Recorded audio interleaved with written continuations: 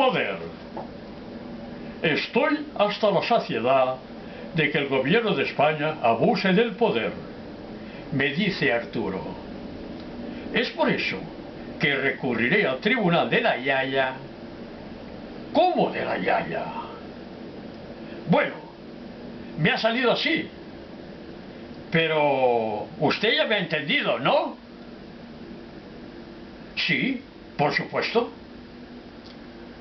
¿Qué más me puede decir Arturo? Pues nada más. Se me ha atragantado la saliva de tanto pensar en los de la meseta. Sí, claro. No hay para menos. Usted lo ha dicho. ¿Se imagina si en lugar de saliva hubiese sido un caramelo? Pues mire usted, en Madrid se alegrarían... Bueno, ¿qué le voy a decir? Bye, man, hasta ahora.